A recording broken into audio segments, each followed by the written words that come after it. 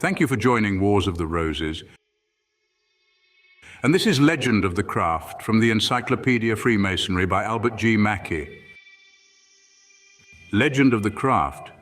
The old records of the Fraternity of Operative Freemasons, under the general name of Old Constitutions or Constitutions of Masonry, or Old Charges, were written in the 14th, 15th, 16th, and 17th centuries. The loss of many of these by the indiscretion of overzealous brethren was deplored by Anderson. But a few of them have been long known to us, and many more have been recently recovered by the labors of such men as Hughan, from the archives of old lodges, and from manuscript collections in the British Museum. In these is to be found a history of Freemasonry, full, it is true, of absurdities and anachronisms, and yet exceedingly interesting, as giving us the belief of our ancient brethren on the subject of the origin of the order. This history has been called by Masonic writers the Legend of the Craft, because it is really a legendary narrative having little or no historic authenticity. In all these old constitutions, the legend is substantially the same, showing evidently a common origin, most probably an oral teaching which prevailed in the earliest ages of the confraternity. In giving it the Dowland manuscript as reproduced in Hughan's Old Charges, 1872, has been selected for the purpose because it is believed to be a copy of an older one of the beginning of the 16th century, and because its rather modernized spelling makes it more intelligible to the general reader. The Legend of the Craft. Before Noah's flood, there was a man called Lamech, as it is written in the Bible, in the 4th chapter of Genesis. And this Noah's flood there was a man called Lamech, had 2 wives, and the one hight Ada, and the other hight Selah. By his first wife Ada he got 2 sons, and that one Jubal, and the other Tubal. And by that other wife Selah he got a son and a daughter. And these 4 children founded the beginning of all the sciences in the world. And this elder son, Jubal, found the science of geometry. And he departed flocks of sheep and lambs in the field, and first wrought house of stone and tree, as is noted in the chapter above said. And his brother Tubal found the science of music, song of tongue, harp, and organ.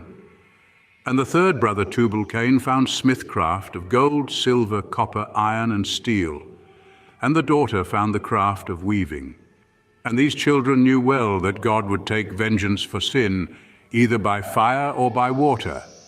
Wherefore they writ their science, that they had found in 2 pillars of stone, that they might be found after Noah's flood, and that one stone was marble, for that would not burn with fire, and that other stone was clept laterns, and would not drown in no water.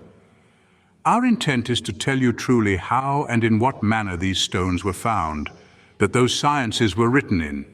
The great Hermorines that was Cubis' son, the which cub was Sem's son that was Noah's son. This Hermorines afterwards was called Harms, the father of wise men. He found one of the 2 pillars of stone, and found the science written there, and he taught it to other men. And at the making of the Tower of Babylon, there was masonry first made much of.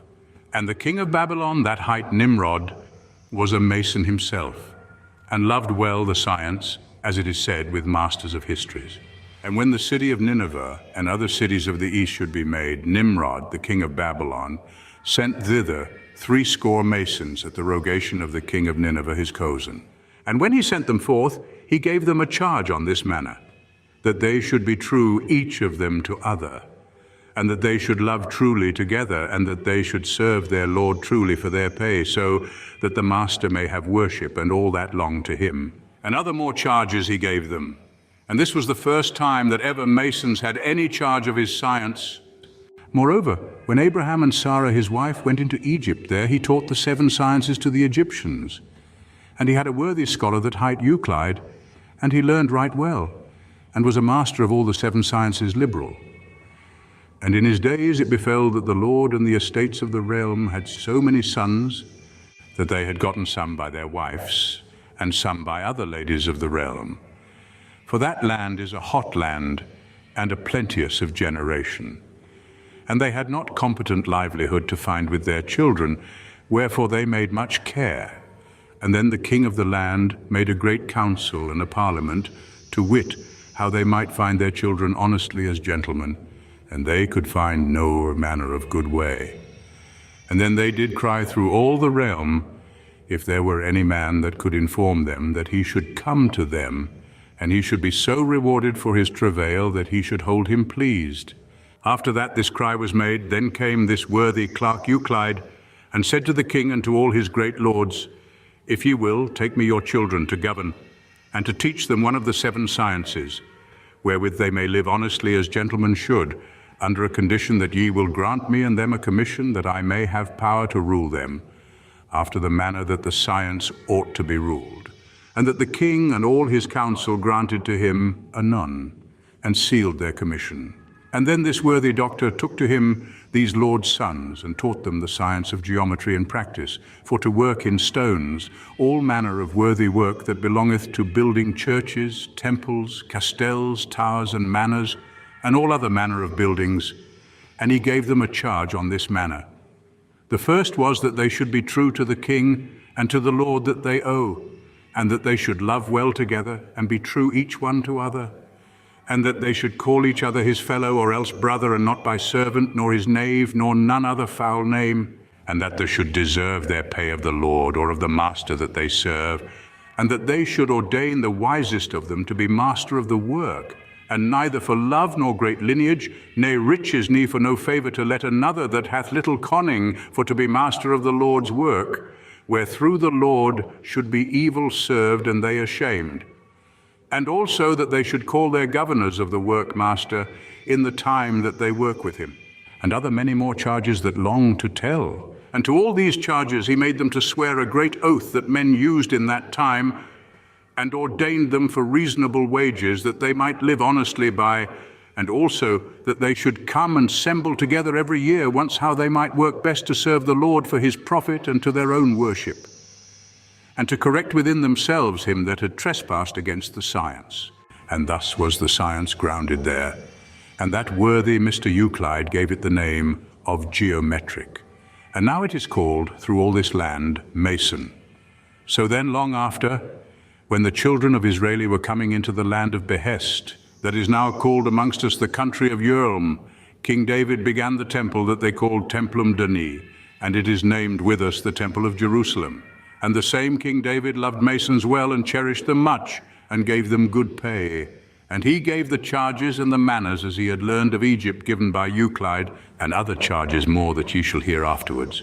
And after the decease of King David, Salmon, that was David's son, performed out the temple that his father begon, and sent after masons into divers countries and of divers lands, and gathered them together, so that he had 80,000 workers of stone, and were all named masons. And he chose out of them 3,000 that were ordained to be masters and governors of his work. And furthermore, there was a king of another region that men called Hiram, and he loved well King Solomon, and he gave him timber to his work. And he had a son that hight Anon, and he was a master of geometric, and was chief master of all his masons, and was master of all his gravings and carving, and of all other manner of masonry that longed to the temple. And this is witnessed by the Bible in Libro Regum, the 3rd chapter. And this Solomon confirmed both charges and the manners that his father had given to masons. And thus was that worthy science of masonry confirmed in the country of Jerusalem, and in many other kingdoms. Curious craftsmen walked about full wide into diverse countries, some because of learning more craft and cunning, and some to teach them that had but little connage. And so it befell that there was one curious mason, that hight Mamus Grecus, that had been at the making of Solomon's temple. And he came into France, and there he taught the science of masonry to men of France. And there was one of the regal line of France, that hight Charles Martel. And he was a man that loved well such a science, and drew to this Mamus Grecus that is above said, and learned of him the science, and took upon him the charges and manners. And afterwards, by the grace of God, he was elect to be king of France.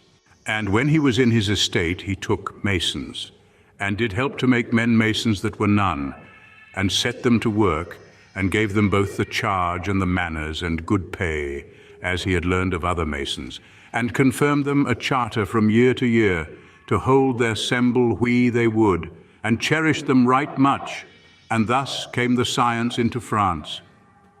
England in all this season stood void as for any charge of masonry unto St. Albany's time.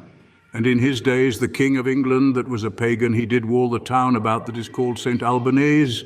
And St. Albany's was a worthy knight, and steward with the king of his household, and had governance of the realm, and also of the making of the town walls, and loved well masons, and cherished them much. And he made their pay right good, standing as the realm did, for he gave them a week unto their nonisinkis. And before that time, through all this land, a mason took but a penny a day and his meat, till Sanct Albone amended it, and gave them a chartour of the king and his council, for to hold a general council, and gave it the name of Assemble. And thereat he was himself, and helped to make masons, and gave them charges as ye shall hear afterward. Right soon after the decease of St. Albone, there came divers wars into the realm of England of divers nations, so that the good rule of masonry was destroyed unto the time of King Athelstone days, that was a worthy king of England, and brought this land into good rest and peace, and builded many great works of abbeys and turres, and other many divers buildings, and loved well masons. And he had a son that hight Edwin, and he loved masons much more than his father did, and he was a great practice in geometry, and he drew him much to talk and to commune with masons, and to learn of them science. And afterward, for love that he had to masons and to the science, he was made a mason. And he gat of the king his father a chartour, and commissioned to hold every year once an assemble, where that ever they would within the realm of England, and to correct within themselves defaults and trespasses that were done within the science. And he held himself an assembly at York, and there he made masons, and gave them charges, and taught them the manners, and commanded that rule to be kept ever after, and took then the chartour and commission to keep, and made ordinance that it should be renewed from king to king. And when the assembly was gathered, he made a cry that all old masons and young that had any writing or understanding of the charges and the manners that were made before in this land or in any other, that they should show them forth. And when it was proved, there were founded some in French, and some in Greek, and some in English, and some in other languages, and the intent of them all was founded all one.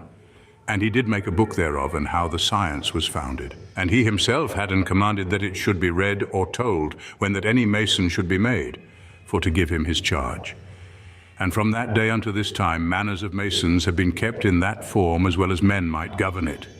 And furthermore, divers assembles have been put and ordained certain charges by the best advice of masters and fellows.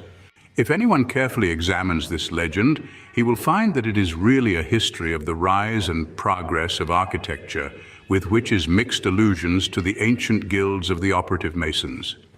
Geometry, also, as a science essentially necessary to the proper cultivation of architecture, receives a due share of attention. In thus confounding architecture, geometry, and Freemasonry, the workmen of the Middle Ages were but obeying a natural instinct, which leads every man to seek to elevate the character of his profession, and to give to it an authentic claim to antiquity. It is this instinct which has given rise to so much of the mythical element in the modern history of Masonry. Anderson has thus written his records in the very spirit of the legend of the craft, and Preston and Oliver have followed his example. Hence this legend derives its great importance from the fact that it has given a complexion to all subsequent Masonic history. In dissecting it with critical hands, we shall be enabled to dissever its historical from its mythical portions and assign to it its true value as an exponent of the Masonic sentiment of the Middle Ages.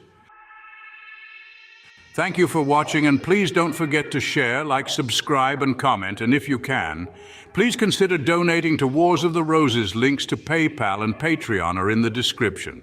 Thank you so very much.